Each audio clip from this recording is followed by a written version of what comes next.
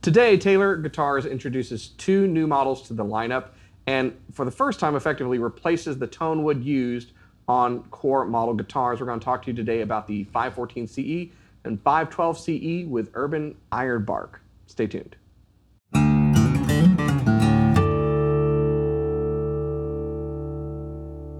Hey, you're watching Alamo Music TV. My name is Chris McKee. And I'm Cooper Greenberg. We're here with Alamo Music Center in San Antonio, Texas. You can find us online at alamomusic.com. If you're new to the channel, subscribe, turn on notifications, like our videos, all that good stuff. If you want to support the channel, visit our spring store link below for custom t-shirts. Check out our podcast, the Fretboard Confessional. We're going to start a QVC channel, just kidding.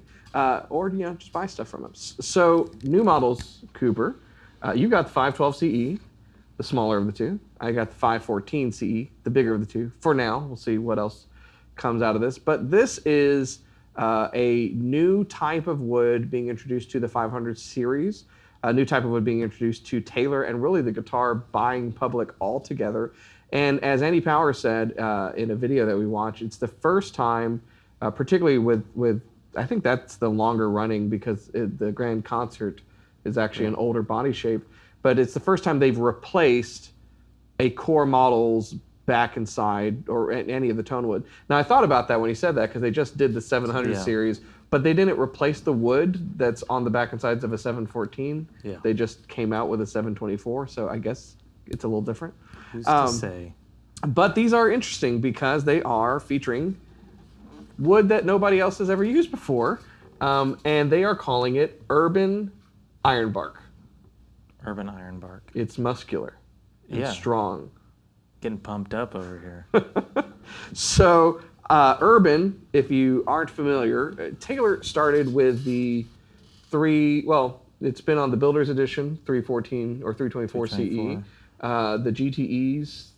I'm trying to think what else. Some of the American Dreams have had Urban Ash, which has been really a great addition. I really like the wood. It sounds like some really good mahogany. It's been well received. We've sold a lot of Builder's Edition 324 CEs with it. So many. Yeah. People love those guitars. Yeah, and it really comes down to finding wood literally kind of in your own backyard. These are all urban sourced wood species that Taylor has kind of been turned on to. It's wood that's there in Southern California, growing in municipal areas around cities and stuff that in the past were just kind of cut down and mulched. Yeah. But and I don't know if it was Pacific Rim Tonewoods that they work with a lot or someone else. Tonewood suppliers like, hey, check this stuff out. Yeah. And I like how pragmatic Bob Taylor is. I heard him once talk about wood. Like, you could have the very best wood in the world, but if you can't get more of it, it doesn't really matter. If it's just like there's enough to make 3 guitars, it doesn't move the needle. Yeah. So this has been something that they can source that works really, really well for the properties of it and building guitars. Kind of a happy surprise living in the backyard. That's what the Urban series is. So this is Ironbark. Yeah, I think it's the red Ironbark tree. Officially, yes. Yeah, and in this video that we kind of got for the internal introduction, basically said they've got a ton of different kinds of woods that are urban sourced woods, but this is the one that sort of rose to the top because of course they're going to try guitars with everything, and this is the one that I think impressed them the most, which it is pretty interesting. Yeah, it's funny. I fear, because I know the guitar buying public, that they'll go, oh, this is some tree that was growing, in LA or whatever, and dismiss it because it's not from some far off place like India. But if you live in India, then a rosewood tree grows in your backyard. Yeah. So, Talking about urban source. You know what I'm saying? No, trees grow everywhere. And, a lot of the trees, hopefully, but, there's a lot of species that are good for various things. And can you source it? Can you work with it? What's the workability? They've likened this to kind of a lot of the great attributes of rosewood, but also ebony, talking about how dense it is. Yeah. And I find that interesting. I own a Macassar ebony guitar, and ebony's heavy. It'll sink in water. Don't test that with these guitars. And I think Andy said that the Ironbark will sink in water as well, which is, there's only a few woods that'll do that. Yeah. Yeah, and so that speaks to how dense it is, and that density really translates into some really amazing tonal aspects. Now, the other thing that's interesting about this, so it's red ironbark. Taylor's calling it urban ironbark. Technically, I was surprised to see this. It's a species of eucalyptus. Yeah, which they've had good success with. Yeah, in with other the applications, fingerboards and stuff. So pretty awesome. From a visual standpoint, it doesn't have crazy grain. It looks a lot like mahogany. It looks kind of like mahogany. Yeah, they've given it kind of a. They didn't name this finish when I was looking through the specs, but they've done a finish on it that kind of brings out its natural kind of reddish, caramely colored hues. Yeah. And then framed it in faux tortoiseshell. So Taylor's not running out of faux tortoises. They're doing know. something right over there. Mahogany neck, as typical. And then the top has some cool stuff going on with it. It is torrefied. Which is always kind of a plus, Yeah. I think. I've got like Yeah, polishing dust. These are just out of how the new box. these are Yeah. is that they still have polishing dust on them. So thanks for getting them to us so quickly. Like literally, that's just Yeah, quick. there's a lot. It is, yeah. So beautiful top that has an edge burst. The neck also has an edge burst. Single band abalone rosette on it. And then, do you want to talk about what they've done with the V bracing? Did you pick up on that stuff? I think you would probably be better equipped. I watched the same video that you did, but I only watched it one time. So, I know Chris is over there. He's got that on a loop. Well, no, I find this stuff interesting because I don't think Taylor really advertises it very much. It's been very subtle, and I picked up on it the very first time I heard Andy talking about, I think, the Grand Pacifics. But V-Class bracing is across their entire American lineup outside of the GTs, which have a variation of it. And I've mentioned this in videos before, it's not the same across the entire lineup. It has nuanced differences.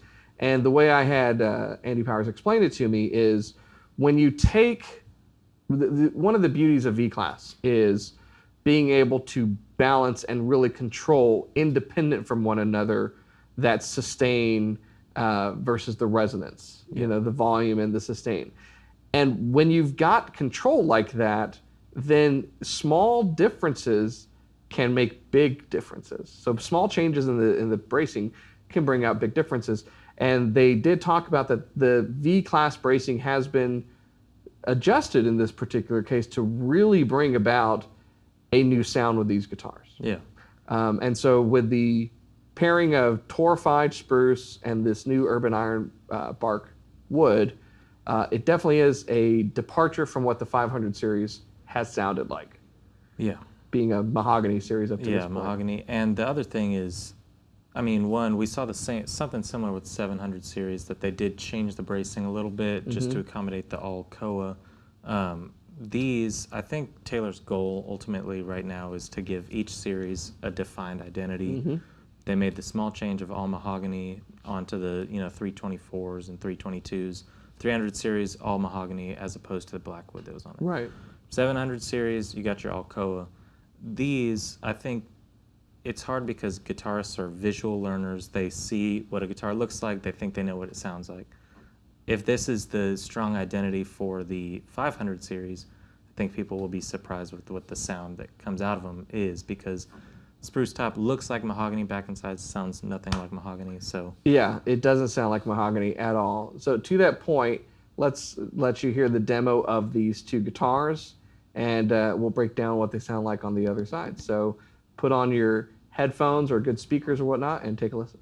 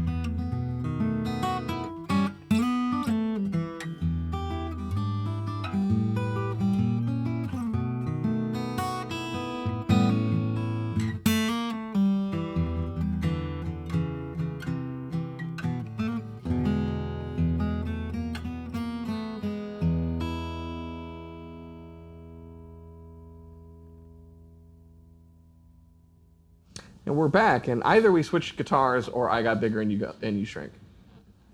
Either way, dude. Doesn't even matter. So let's talk about the demo, and then we'll break down the rest of the specs on these guitars. So I'm kind of surprised with this wood. I actually picked up on it listening to the video that Andy shot. I was hearing a lot of bass, a lot of particular like fundamental resonance coming out.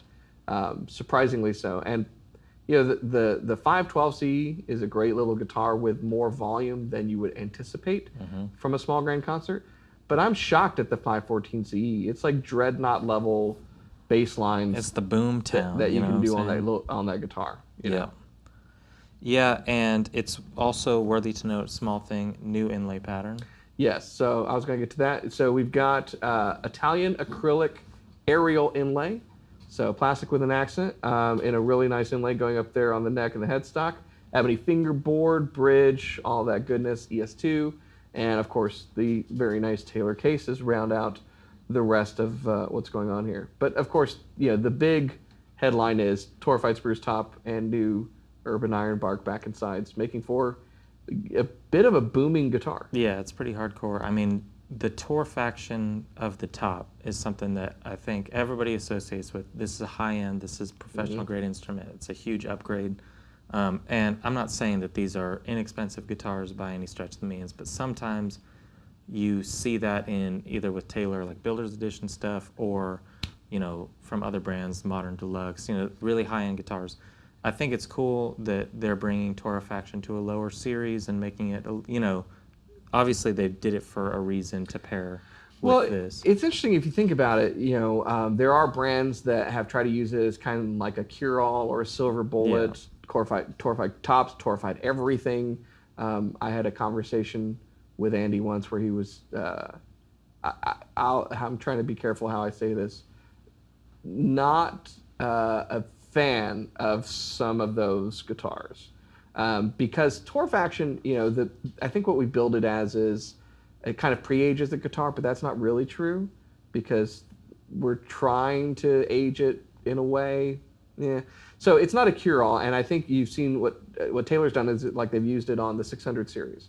So they use it where it makes sense. 800 series, 900 series, they're not torrefied. Yeah. You know, they haven't gone through and torrefied like hardwood tops and stuff like some builders have. So I think, you know, they've used it with a certain discretion and understanding of where it's applicable. And something tells me that the combination of the attributes they found in this wood that they liked and the shaping of the bracing that he did on the top lent itself to the torrefaction process. So if you were to describe to a layman non-torrefied Sitka spruce versus torrefied Sitka spruce, what's the main tonal difference that you get from that?